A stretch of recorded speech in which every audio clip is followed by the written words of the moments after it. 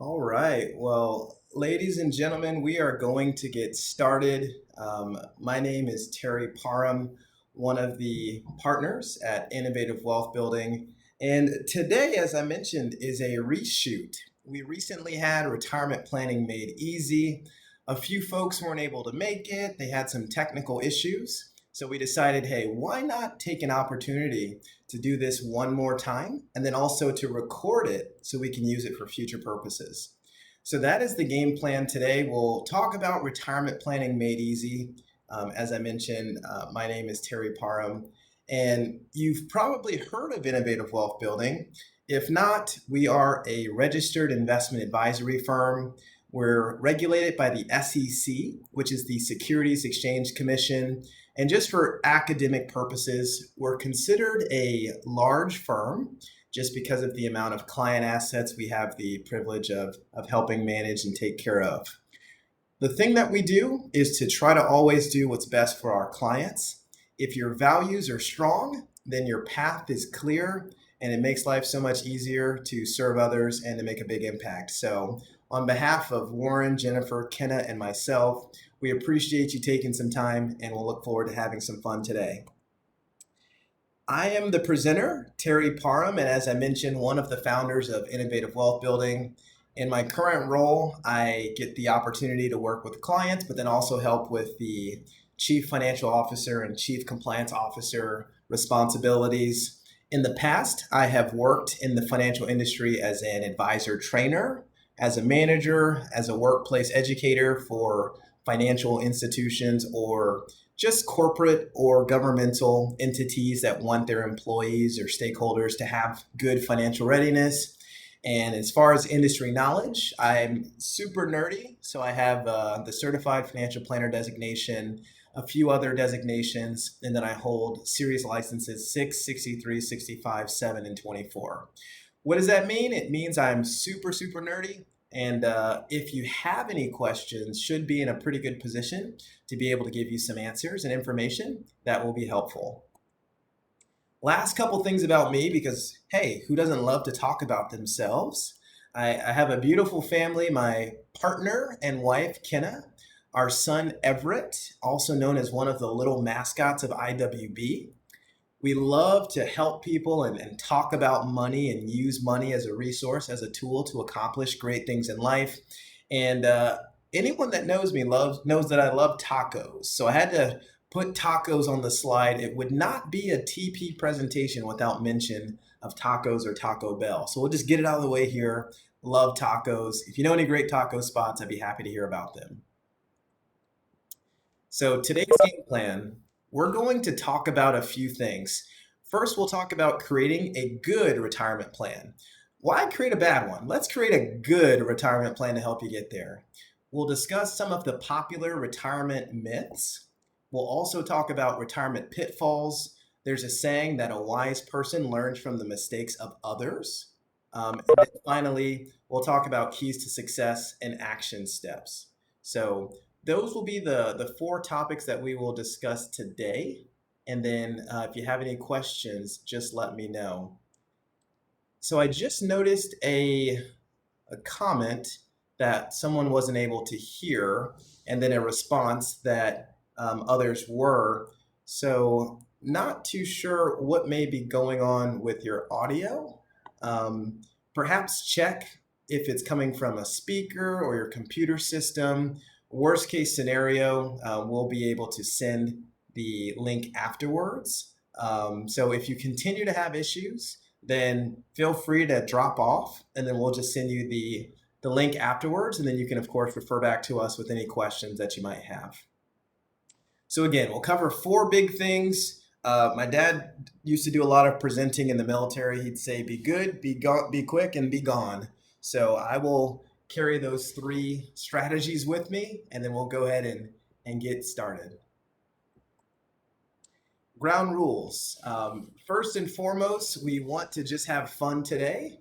Please ask questions if you have any, and then try to learn something useful. If it's not useful at all, let me know. We'll scrap it and start again.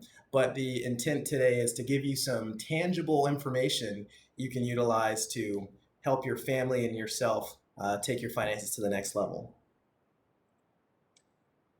So let's talk about retirement. And I get asked so many questions about retirement. And what I would encourage people to think about is when you retire, what do you want your perfect day to look like? Not your neighbor's perfect day, not your mother's, your cousins, your twin sisters. What do you want your perfect day to look like? And that can vary. Maybe it's spending time at the beach. Maybe you'd like to get a little bit of golf in, play some rounds by yourself or with a friend, spend the day on a boat. Maybe it's just hang out at your family's house or go see a friend or catch a movie. But the most important part about retirement is for you to really consider what is it that you want for you? And that will be the driving force to help us quantify and analyze if we are in fact on track to achieve the goals that are important to you. So, what do you want it to look like? We'll eventually be able to establish your goal. And then the next point is to establish where you're starting from. And it seems pretty simple, right? If we know where you are, we know where you're going, we can draw a nice, pretty little graph and we can help get you there. Now, if you've ever used a GPS, we know that this doesn't always happen in its perfect sense. There's roadblocks, there's car accidents, there's bad weather, there's all sorts of things that can take us off the path and keep us maybe from getting to our goals as quickly or as efficiently as we'd like to. So when it comes down to it, we want to definitely have that plan, have that goal, and then we want to go ahead and make some things happen so that we can get there. So again, we want to figure out where you are, where you're headed to, draw that connection to bridge the gap, and then just know that roadblocks and things will happen. But if we at least have a game plan to refer back to, it will keep us it'll keep us close as we can be to our goals and moving in the right direction. So several people have joined us since we've started. So thank you for tuning in. Just wanted to reiterate, if you have any questions, comments, feel free to use the chat box. Let us know, and then we'll be happy to talk about anything that's important to you. But again, thank you for tuning in and for spending some time with us tonight. So we'll keep on moving along, and we've talked about your spending goal. We've talked about what do you want retirement to look like. So let's move on a little bit further. I've already beat the drum on this, but I will say again, your desires or your spending goals are the most important part of the whole retirement planning process and the whole retirement planning picture. So let's just suppose that while you were working, you were living off of a before tax or pre-tax amount of $100,000 per year. When you go to retire, would you want your income to go up, go down, or stay the same? Now, we do have a chat box, so if someone can just give me a sanity check, one, to let me know if you can hear me, but two, to just give me some feedback. When you retire, do you want your current income or your current standard of living to go up, to go down, or stay the same? So I'll hold on a moment and see if anybody responds. I got a quick response that at least someone wants their money to go up. Two people want their money to go up, so great. So we've established that if we're comfortable now, we'd like to be at least as comfortable, if not more comfortable in retirement. So having that goal is critically important. Now, to put a little bit more specificity behind setting the goal, there's really three common methods of planning for retirement. You can go with the percentage of income approach. It's basically when you look at what you take home now and you decide what percentage of that you might want in retirement. 80% or somewhere in that ballpark is oftentimes a good number. You could also do something called the net pay approach. You basically look at your paycheck and see what is it that gets deposited in your bank account on a monthly basis, and then just use that as your spending goal. Lastly, you can take a budget, go line by line, and project what you believe your expenses will be in retirement. Now, in retirement, your expenses will likely be similar to they are now. Things that might be a bit different are things like healthcare, perhaps travel, maybe dining out. I don't know about you, but The day of the week that I spend the most money is on Saturday, maybe Sunday, but mostly Saturday. If no one's told you, when you're retired, every day is a Saturday. So you got to make sure your wallet or your pocketbook is ready for that new reality because it is definitely a change and something to plan for. So again, there's a few methods. There's probably even more ways we could peel the onion or get to our end state, but we'll just pick the first one, which is the percent of income approach. Again, if there's any questions, stop me along the way, but otherwise we'll just keep rolling along. So let's talk about percentage of income. Most experts would agree that you don't need 100% of your current income once you retire. There's a lot of reasons for that, but to put it shortly, you don't have to continue putting money into your 401k in retirement. You don't have to pay Social Security or Medicare taxes. You don't have to contribute money to a health savings account or perhaps your employer benefits.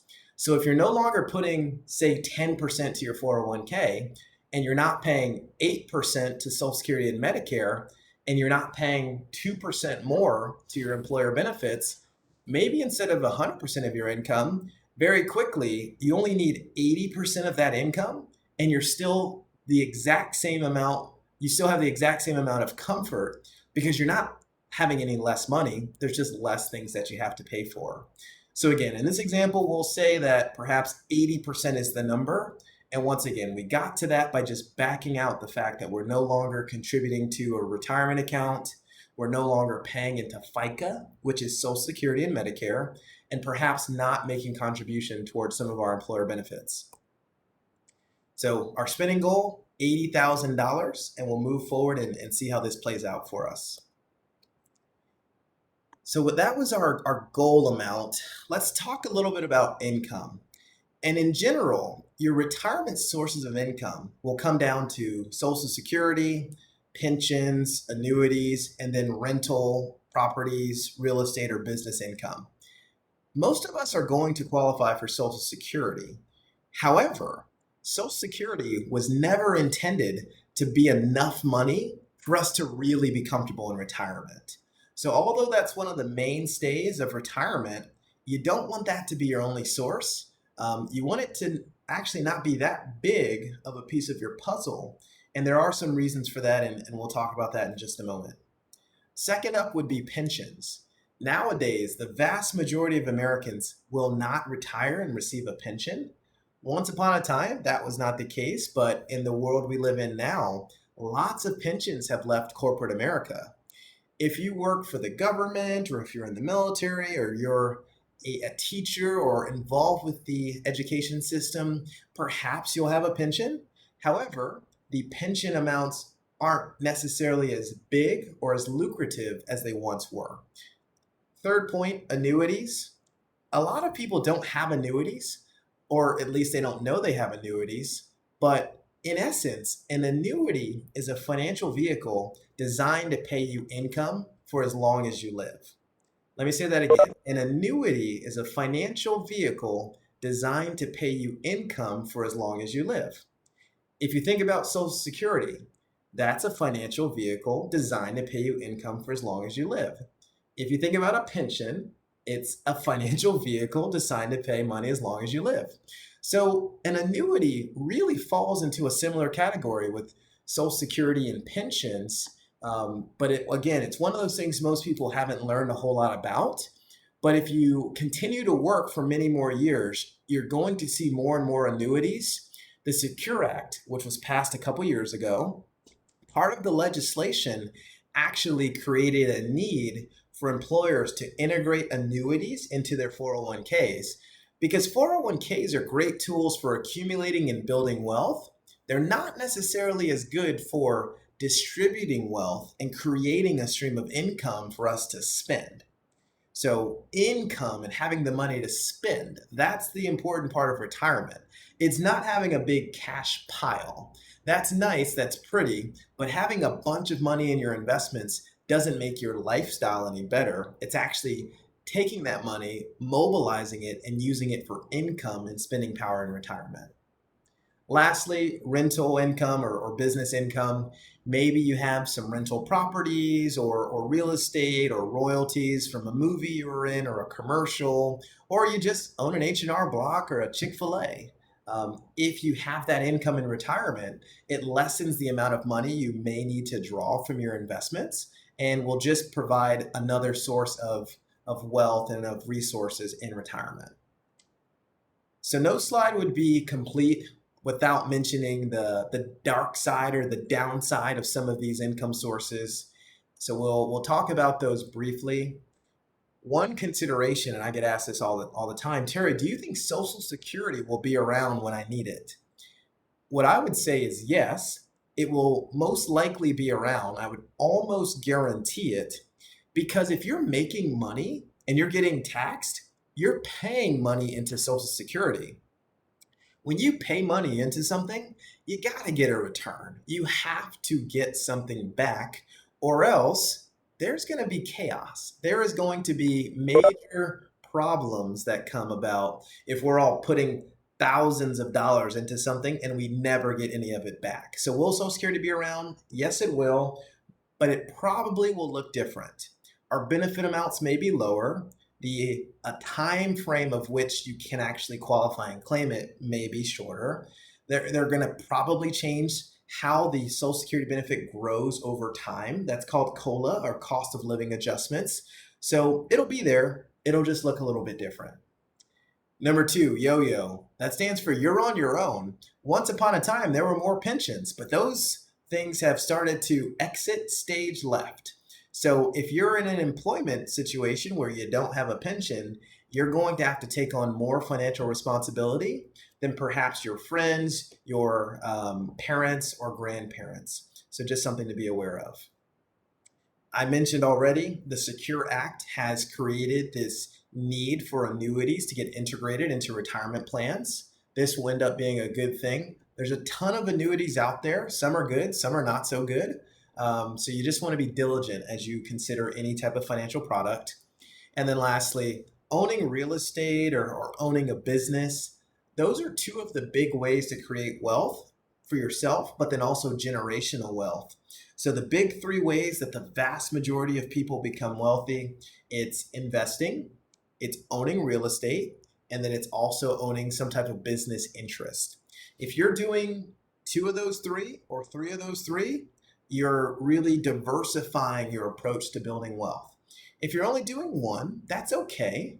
However, you just need to be aware of the fact that if there are catastrophic changes in anything, in the real estate market, in the financial markets, in the business world, if you're just doing one thing, you might get hurt a little bit more than someone else who's spreading their chips across the table. So we've all heard that old adage, don't put all your eggs in one basket. You may trip over a crack, drop the eggs. Now you have an omelet on the sidewalk. Not a good day. So let's make sure we're responsible with our eggs in our basket so everyone can get their breakfast. That was a really bad analogy, but hey, I'm in charge. I have the microphone. So here we go. Last thing I'll mention is with the current state of affairs, many Americans are in a situation where they have more wealth than ever before, especially if they've lived in a house for a long time and perhaps that house value has really accelerated over the last several years. It might make sense to capitalize on some of that housing equity or wealth that you've accumulated over time. So you don't just have to sell your home. There are other ways to tap into that resource and maybe something to consider. So if you have an advisor or not, you can talk to anybody who you think would be knowledgeable. It could be a good time to really consider, am I utilizing my housing wealth in a way that makes the most sense given my situation, my goals, and then also my risk tolerance? So I'll pause for a beverage break for just a moment. And this break is brought to you by Island Vintage in Hawaii. No, they do not sponsor us. However, I love Island Vintage, and that's the cup I'm drinking out of. So while I take a quick sip, again, if you have any questions or comments, please type it in the chat box, and then I'll be happy to answer any questions. Thank you, Britt. Glad you didn't hate the analogy. Everyone else did, but it's okay. As long as one person likes it, it's good enough. All right, so let's get back to it. We were talking about income, and let's just propose that a family has the following income sources. Jointly, they have $30,000 a year of Social Security. They have $20,000 a year from pension income, no annuities, and no real estate or business income. So, this situation shows that a person has $50,000 per year of income. So, about $4,000 per month that will last forever. That's pretty good. Now, we have not considered their investments yet, so that's our next step to lump together all of the investments and figure out how to quantify that into an income stream. So, again, Social Security, things of that nature are easy to know. 1,000 a month, 2,000 a month. But when we have these investable assets, how do we create that income equivalent? And an easy way to do that is called the 4% rule, which we'll go through in just a moment. So here we go. We take your total amount of your assets and we apply an SWR. That's also known as a sustainable withdrawal rate. There was a lot of research done some years back by an astrophysicist named Bill Bengen. And Bill basically was on a mission to figure out if you have X dollars, how much of that pot of money can you spend each year and have like a 99% chance of never running out of money, even if we stretch this analysis out over the history of the stock market, which includes the Great Depression, the dot-com bubble, etc., etc. Well, what Bill found was if you draw down about 4% of your total nest egg per year, you almost never run out of money. And that's in a situation where you pick a certain amount to spend and you spend that amount every single year for as long as you live.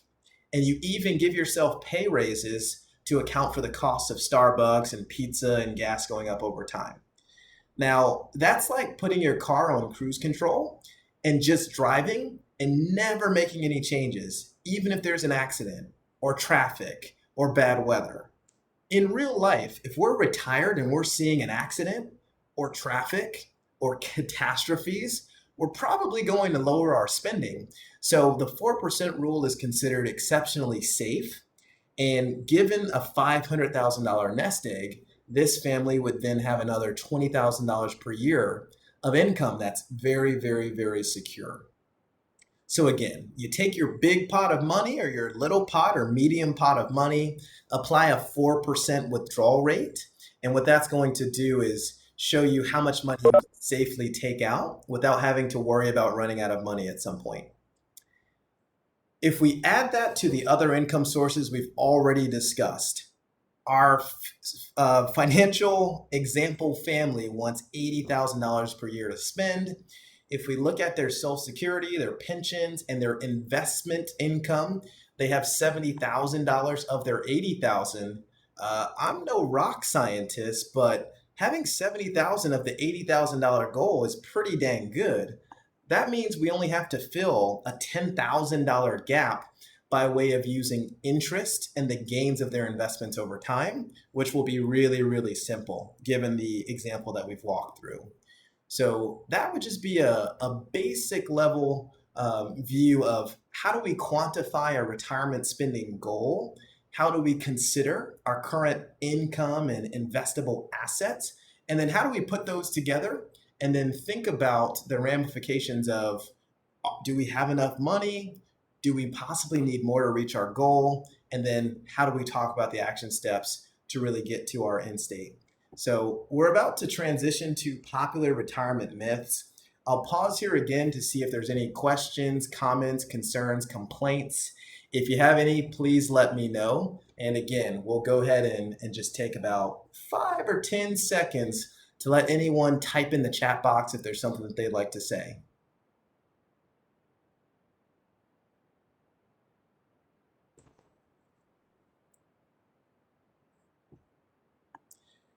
Okay. Very good, very good. So not too many questions. I'm glad a couple people said that they're learning. I know from the list of people on this call that many people are much, much smarter than I am. So I don't know how you're learning anything, but humor me. I love it. It's great. So we're going to get ready to talk about some retirement planning myths. And I was debating turning on my camera so you could see how animated I get with some of these questions because they're funny. I've heard a lot of these and I've seen a lot of these many times.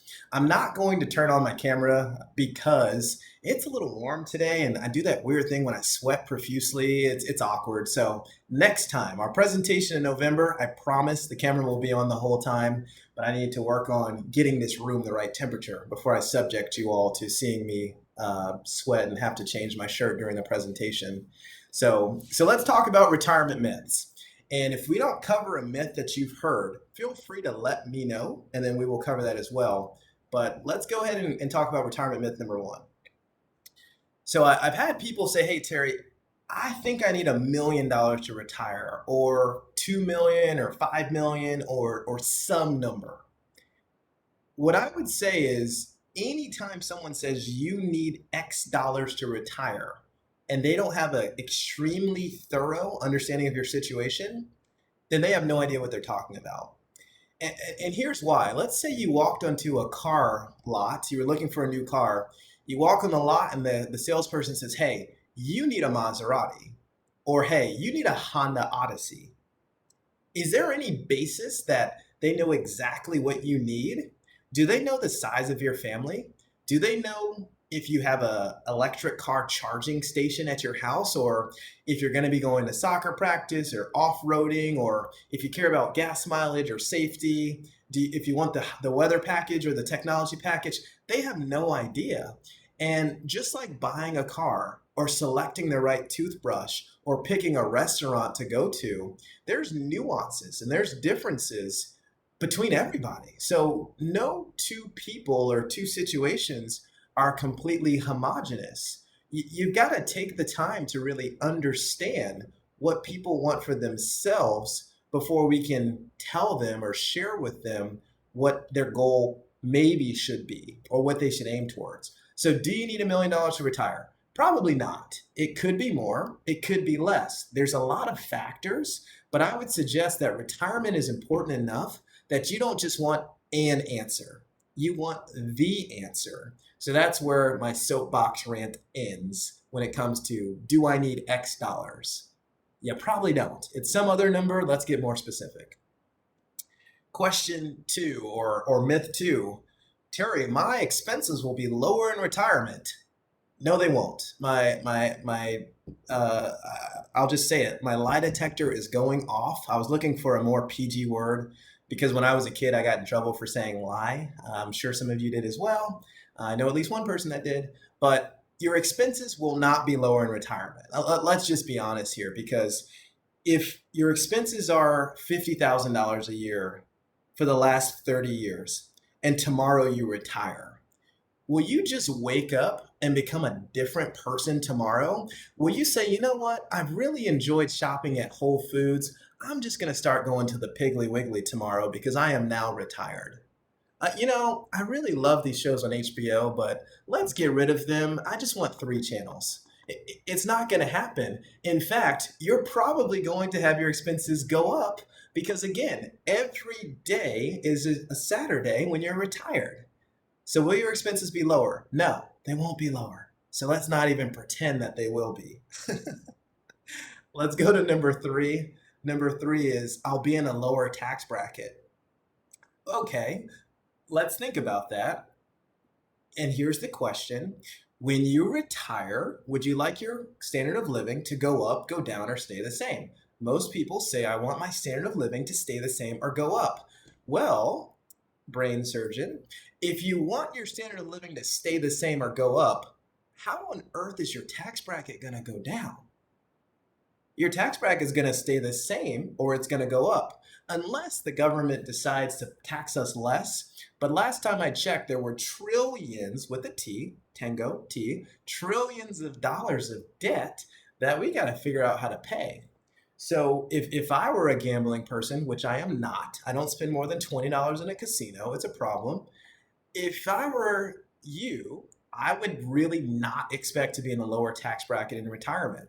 I would, in fact, perhaps think the opposite. And that would lend to the thought process that maybe it would be prudent to think about some Roth money. if all of your money's pre-tax, meaning it's all tax me later money, you may be setting yourself up for failure. That's kind of like if there's a horse race, there's three horses, and you say, you know what? I'm going to put my whole life savings on this one horse. You know what? You might win, but there's maybe a 2 out of 3 chance you're going to lose, and then your life savings is not where it probably should be. So lower tax bracket in retirement, not going to happen for most of us. It'll only happen if you unfortunately have a very uncomfortable retirement. Myth 4, I can't afford to take risk. And what I mean here is the context of financial risk. Like, I have to keep all my money in a bank account because if I put my money into investments, scary things happen and I lose my money. I haven't checked the interest rates in bank accounts recently, but I'll let you all answer. Does anybody have like a bank account interest rate that you're happy with? Like, by all means, if you have a bank account interest rate that you're super proud of or like excited about, type it in the chat box. Tell us what the rate is and what bank so we can all go put our money there. But last time I checked, interest was like a round number. It was like 0.0 nothing. And maybe you get 0.0 partly nothing, partly something, but that's still abysmal. But then you look at the price of gas, and I don't know where you all live, but I've seen gas as high as $6 a gallon. The cost of things is going up. The cost of pizza going up. A double cheeseburger, a McDouble, a McChicken sandwich is going up. I know. I frequent all those establishments way too often. Good luck getting a dollar menu item nowadays. The dollar menu is now the $3 menu. So what I would suggest is it's not that you can't afford to take risk. You can't afford not to take risk because if you don't get money out of the bank and into something that will at least maintain your purchasing power, you're not going to lose it all overnight, but you're going to go broke slowly. Unless you're a millionaire or a billionaire, or I guess a trillionaire, if that exists. So there are lots of ways to invest very conservatively, but in a way where you can still earn much, much more than a bank account will ever pay you. And I'm talking about going forward. I'm not talking about 40 years ago during hyperinflation what bank accounts were paying. I'm talking about the perspective of the last decade or two, which unfortunately nowadays, close to 0 point nothing. Okay, I will never be able to retire. Well, that's just sad. My dad, he is a very financial minded person. I think he started my training curriculum as a financial practitioner when I was like 3 and a half. Um, what he would say is, someday we're all going to get there. We're all going to retire. And maybe it doesn't look the way we want it to. Maybe it's not perfect, but we're all going to get there in some way. So, what I would challenge you to think about is what do you want for yourself? Not just what you think you're going to get, not just what, I don't know, but like, no kidding. If you could design your future, what do you want it to look like? And then let's get to work. Let's make it happen. So, those are some of the retirement myths. You can probably just feel the sarcasm in some of the responses. Sorry if it's too much. I need to see someone about that. But we're going to transition now and talk about some of the retirement pitfalls. And these won't be things that are just so complex that you've never thought of them. They'll probably be things that you've gone, that makes sense. I've thought of that before. So we'll talk about retirement pitfalls, and then we'll have our grand finale and we'll finish up. I promise, spoiler alert, the grand finale is not super grand. It's kind of a wrap up type deal. We'll be there in 10 minutes, don't worry. So, retirement pitfalls. First one is not having a plan. I think we all know that, right? January 1st, there's so many people out there that have these great ideas. I'm going to lose 10 pounds. I'm going to work out more. I'm going to read more books. I'm going to do X. I'm going to do Y. But I would challenge people that make those plans to really consider if they have a plan. Because a goal without a plan is also known as a wish. And you can go around wishing for a bunch of stuff, you probably won't get it. So I would say if you want to make something happen, it starts with having a plan and then putting that plan into action. So that's pitfall number one. Number two, not considering the impact of taxation. Taxes are probably the biggest expense you'll ever pay. Think about this for a minute. If you're paying federal taxes, you're probably paying 20%. If you're paying state taxes, maybe throw in another 5%, that's 25%. You're paying Social Security and Medicare, that's 8%, that's 33%. Um, you're also paying taxes at the grocery store. If you live in a place that has sales tax, maybe that's another 7%. We're getting sometimes close to half or more than half of your income is going to taxes. That's crazy. So don't forget about taxes. You really have to think about the impact of taxes on the things that we do. This is something I was thinking of. I bought a TV today, actually, and I was considering buying the TV off Facebook Marketplace versus buying it at Costco. And there's reasons why you don't want to buy a TV off Facebook Marketplace sometimes. Most people are cool, some people are not. But think about it. If you buy a $1,000 TV from Costco versus a $1,000 TV from Jesse down the street, which one costs you more money? So again, a $1,000 TV from Costco or a $1,000 TV from Jess, which one costs you more money? I think we all know it's the Costco one because depending on where you live, 5 to 10% extra is going to taxes. That's $100. Oh, by the way, that $1,000 or $500 you're spending, that was $750 you had to earn to then have the $500 to spend. So you really want to think about how taxes play into this whole thing because it is a sneaky little, and I shouldn't say little, it's a sneaky big chunk out of our current and future resources. So again, if you're not using a Roth account, or if you're not thinking about tax loss harvesting, or if you're not making a game plan to utilize the tax code to benefit yourself both now and to the future, I would say that's something to think about because there's nothing wrong with legally minimizing and reducing the amount of taxable liability that you have both now and into the future. Number three, taking the Social Security decision lightly. I won't spend much time on this.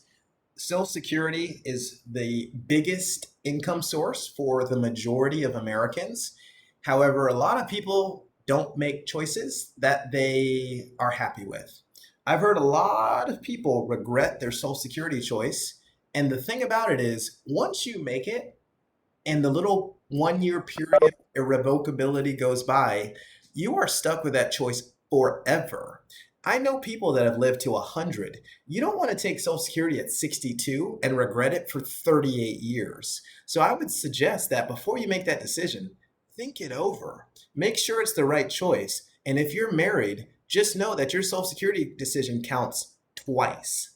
It counts for yourself and your spouse. Your benefits are linked, both when you're living and when you're no longer here. So really take some time to think about what's the best decision for you.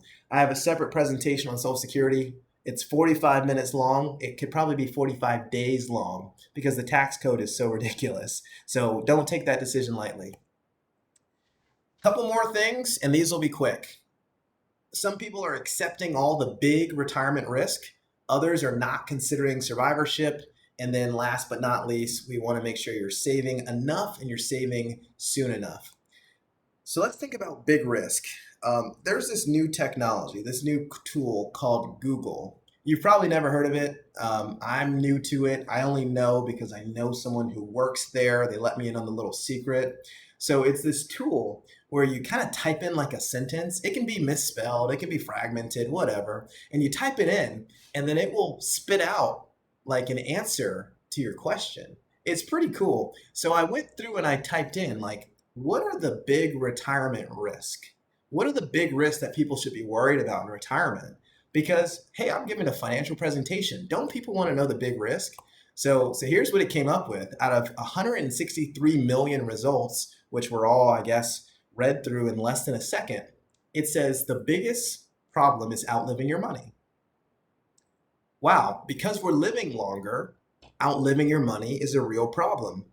And oh, by the way, the longer you live, the more you have to deal with market fluctuation, inflation, which is the cost of things going up over time, and then rising medical costs, which currently medical costs increase at about 5.5% per year, which is about the rate of which college tuition increases, which is ridiculous. So here's a quick, easy thing. What are the big risks? Outliving your money, market fluctuations, inflation, and rising medical cost. So my question is, how are you planning for these? If we don't have a contingency plan for making our money last, we probably want to start there. If we're not exactly sure how we'll react when the market goes down, we want to think about that. How are we keeping up and outpacing inflation? Good question. And lastly, how are you going to deal with the rising cost of medical expenses? The average couple will pay more than $250,000 in healthcare costs. That does not include long-term care expenses. Again, the average retired couple will spend more than $250,000 in retirement medical costs. How are you planning for that? If you have the opportunity to use an HSA health savings account, I would submit to you that that's the best decision you can make. It's triple tax advantaged, meaning you put money in, it's tax free, it's tax deductible. You leave it alone, it's tax deferred, it grows, and there's no taxes you owe on it. You spend it out and pay for stuff for medical expenses, and it's tax free. So it's tax deductible, it grows tax deferred, you spend it tax free. That's triple tax advantaged. There is no other tool that's triple tax advantaged. So the HSA dollar for dollar is the best tool in the world financially. Quote me on that. Oh, by the way, if you don't need the HSA money in retirement, it's just like a 401k. Buy a boat, do whatever you want. So the health savings account, again, is a very beneficial tool if you have access to it. Number 5, survivorship. We'll talk about Rhonda and Ronald McDonald. No, not that Ron McDonald. There's a different one. He lives in Bethesda, Maryland. They have an annual income of $100,000. A bunch of sources: Rhonda's Social Security, Ron's Social Security, Ron's pension, and Ron's military disability pension. Altogether, $100,000 a year of guaranteed income. That's pretty good. You can live a decent life in retirement off of that. But what happens if Ron gets hit by the fruit truck? Like, hit in a way where he's no longer here. Then some of that income disappears. And the Social Security, you don't get to keep 2, you just get 1. Ron's pension, probably reduced, maybe eliminated. And his disability pension, that might go away altogether as well. So what once was $100,000 a year, maybe that goes down to $30,000 a year or $40,000 a year. And I would submit to you that, even if the home's paid off, which most retirees have a mortgage or they're paying for rent, you still would find it hard to get by if you're missing 60 or 70% of the money you're used to having. So really think about survivorship and retirement. We want to create a plan for the happy path and the sad path. Reality will fall somewhere in between. Lastly, not saving enough or saving early enough. We'll do this one super quick. Paula starts investing at age 25. She invests $200 a month for 10 years and stops. KP starts investing later. She says 25 to 40, these are my glory years. I'm not going to save until 40. But when she's 40, she gets serious. She invests $400 per month and she invests for 25 years. So again, Paula invests for 10 years from 25 to 35. KP invests for more than double the years, and she puts in more than double every single month. So the question is, if we compare these two people at age 65, who has the most money? So Paula, over her time frame, put in $24,000, and our friend KP did $400 a month. That's $4,800 per year. That works out to $120,000. Who has more money? Well, Paula ends up with $403,000 at 65. KP only ends up with $383,000. So Paula wins by $20,000, although she invested 20% of what KP invested. So that's a lot of math. What's the takeaway? The takeaway is this: if you want to win in investing, you got to start now. If we had a time machine, we go back in the past. But if you want to win 30 years from now, you got to start now. And it doesn't matter if it's $5 a month or 5,000 a month. I started investing $50 a month into a goofy mutual fund. And you know what? Years later, I'm so glad that I did because it has afforded me the opportunity and the ability to do things that otherwise I could not do. I could not have quit my job, moved, got engaged, got married, and did all that while owning a house and not making a paycheck for almost 6 months. Couldn't have done it, wouldn't have worked. But if you build up your investments by starting to save and build it up over time, you'll be able to do some things that will really be shocking and help you have that security to invest your time and your treasure into other things that are important to you. Enough of my soapbox. Let's move on. So again, if you can start, or try to just make a path to be able to start investing and saving towards your future. Whew, we are at the end. We're going to just finish with the keys to success in the action plan, and then we're going to get out of here. So, what are the keys and takeaways? First, I would say if you don't feel confident about your current situation or you don't really know, I'd say just take some time to investigate and build an understanding of where you are. That can be super simple. You need a balance sheet and a cash flow statement. What is a balance sheet? What are all of your assets? What are all of your debts or liabilities? And what's the bottom line? What is your net worth? A fun, maybe not so fun thing that I've done before, I looked at my total earnings history from the time I graduated college and added it up. You go to socialsecurity.gov, it shows you all the money you've ever made. You add it all up, and then you look at your net worth and see how much money you have. If you've made $800,000 and you have $100,000 of net worth, depending on the number of years that's over, you might look at it and go, I probably could have saved a little bit more.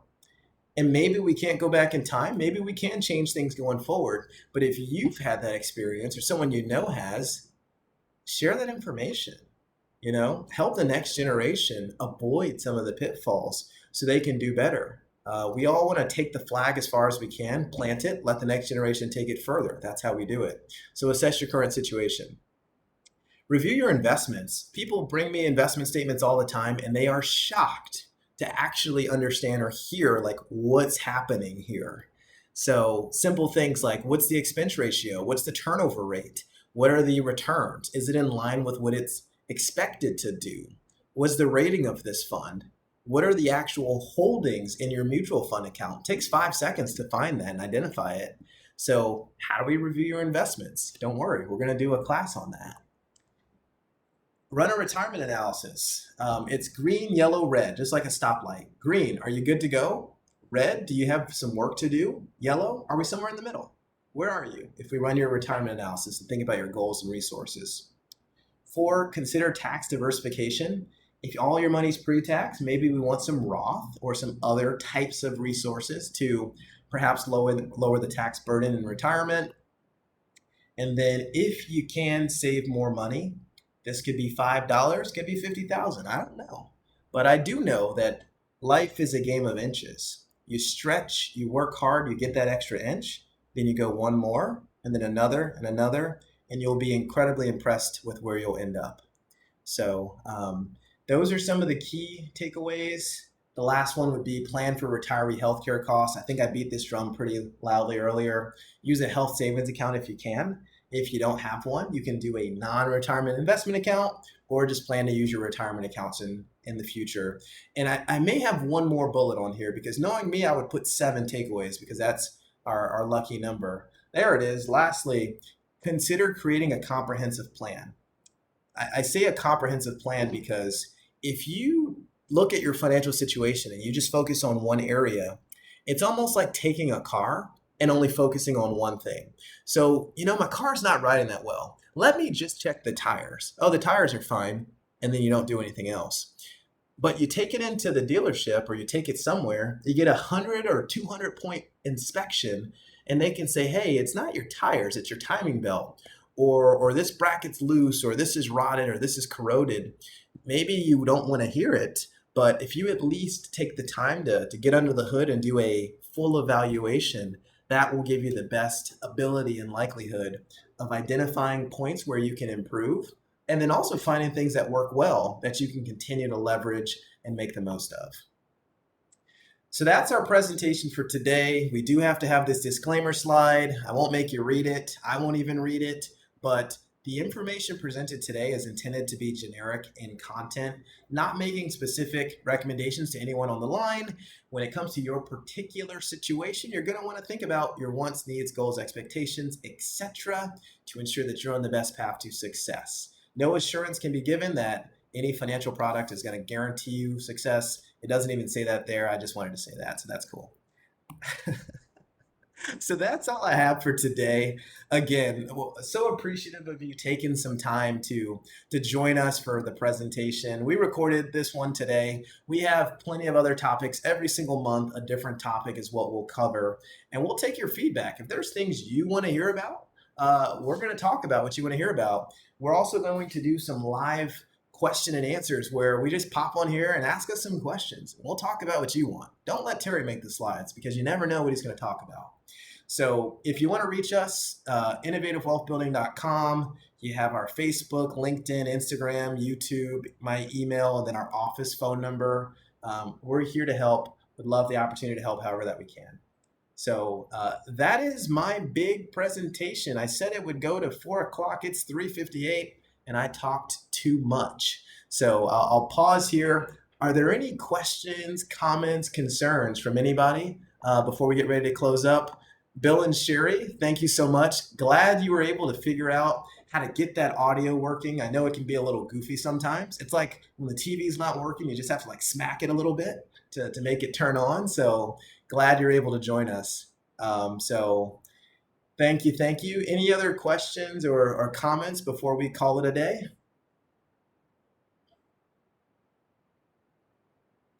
So we'll say 5, 4, 3.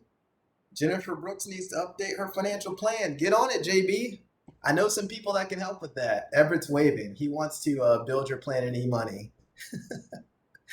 All right, everybody. Again, thank you for taking the time. We'll look forward to the opportunity to chat with you on future presentations. Until then, stay safe, have a great day, and we will catch up again soon. Take care.